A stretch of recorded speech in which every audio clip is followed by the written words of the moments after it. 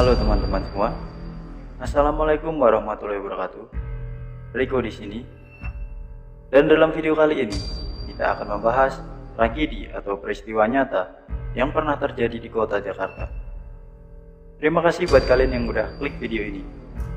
Dan bagi kalian yang baru berkunjung, perlu saya beritahukan bahwasanya channel ini akan membahas berbagai peristiwa yang pernah terjadi di muka bumi ini. Dan perlu kalian ketahui bahwa cerita yang kami bawakan adalah 100% kejadian nyata dan bukan film. Jadi, jangan kemana-mana, and welcome to Jurnal Baru.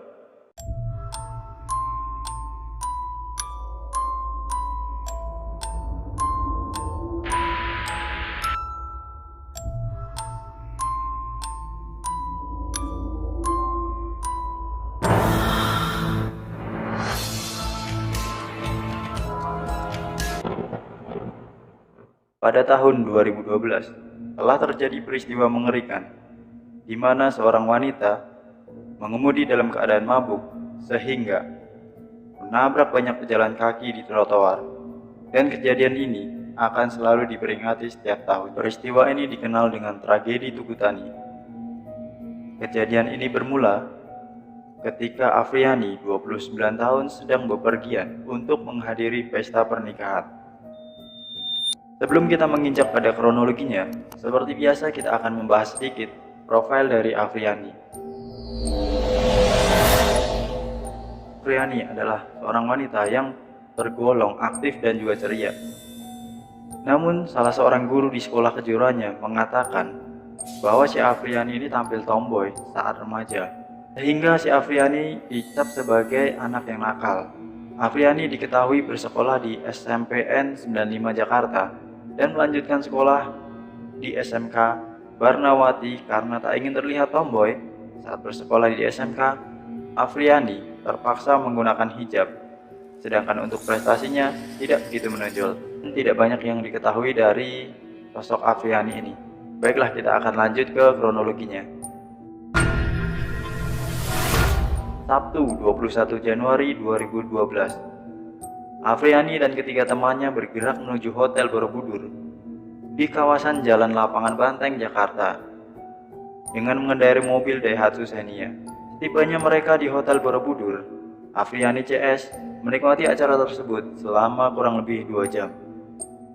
Lalu pada pukul 10 malam, mereka mulai meninggalkan hotel dan bergerak menuju sebuah tempat hiburan malam di daerah Kemang, Jakarta Selatan. Mereka kemudian bersenang-senang dan menghabiskan malam dengan meminum bir hitam hingga dini hari. Setelah selesai dengan semua itu dan berganti hari, Minggu pada tanggal 22 Januari 2012, tepatnya pada pukul 2 dini hari, Afriani dan teman-temannya mulai bergerak lagi meninggalkan Kemang. Dikarenakan salah satu temannya tidak kuat membawa mobil, temannya itu terpaksa meninggalkan mobilnya di Hotel Borobudur dan lebih memilih untuk menumpang mobil Afriani. Lalu setengah jam kemudian mereka tiba di klub malam Stadium dan mereka membeli 2 butir pil yang Rp400.000. Dari 2 butir nasi itu mereka bagi rata. Dari jam setengah 3 pagi hingga jam 10 siang mereka baru meninggalkan Stadium. Kemudian mereka melanjutkan perjalanan dan ketika melintas di daerah Tugu Tani, Afriani kehilangan kendali atas mobilnya. Diketahui mobil Daihatsu Xenia bernomor polisi B2749XI itu berjalan kencang dengan kecepatan 90 km per jam, sehingga akhirnya mobil yang mereka tumpangi oleng dan menabrak belasan pejalan kaki yang pada saat itu kebetulan sedang berada di lokasi. Akibat sopir mengantuk, sebuah mobil menabrak sekumpulan pejalan kaki di kawasan Tugu Tani, Jakarta. 8 orang pejalan kaki tewas. Peristiwa naas ini merenggut 9 nyawa yang semuanya adalah pejalan kaki yang sedang menikmati suasana pagi di Jakarta. 8 pejalan kaki meninggal di lokasi kejadian dan 1 orang meninggal dunia saat sampai di rumah sakit. Lalu 3 korban lainnya mengalami luka-luka dari luka ringan hingga luka berat. Dan salah satu keluarga korban adalah Rohmari, warga desa Singorojo, Kabupaten Jepara, Jawa Tengah. Dia tak kuasa menahan tangisnya dikarenakan anaknya yang sedang hamil 3 bulan turut menjadi korban meninggal atas peristiwa naas ini. Rohmari yang berprofesi sebagai supir taksi di daerah Jakarta rasanya semakin hancur ketika melihat 3 kerabatnya juga menjadi korban dari peristiwa naas itu. 7 dari kerabat Rohmari yang datang ke Jakarta pada tanggal 20 Januari 2012, mereka pergi ke Jakarta sebenarnya untuk bertamasya dan malah menjadi korban kecelakaan maut di Tugu Tani. 4 dari mereka meninggal di lokasi kejadian dan 3 lainnya mengalami luka-luka. Admin sendiri ikut sedih ya waktu melihat video dari peristiwa ini. Oh, kenapa Bu bisa begitu, Bu? Jadi anak dulu, Sebelum maut menjemput keluarga ini, mereka berangkat bersama-sama ke Jakarta dengan menumpang mobil bus. Dan sesampainya di Jakarta, mereka ingin bersilaturahmi dengan keluarganya yang ada di Jakarta. Kemudian mereka melanjutkan bertamasya ke Monumen Nasional atau yang kita sebut dengan Monas. Namun naas, mereka harus meregang nyawa saat perjalanan menuju Monas. Pada waktu itu, Rohmari tidak bisa ikut dikarenakan dia harus bekerja. Dan yang sangat memilukan adalah dia harus kehilangan anak dan juga calon cucunya. Bahkan nih geng, dia juga sudah mengecat 5 kamarnya dengan harapan setelah mereka pulang dari Jakarta, mereka akan mendapatkan suasana baru dan kamar jadi terlihat bersih. Lalu ada juga kisah pilu dari seorang warga Tanah Abang yang harus kehilangan anak sematawayangnya akibat tragedi ini. Yadi dan anaknya yang bernama Bu Hari dan kerap disapa Ari, mereka ini memiliki hubungan yang sangat baik antara ayah dan anak.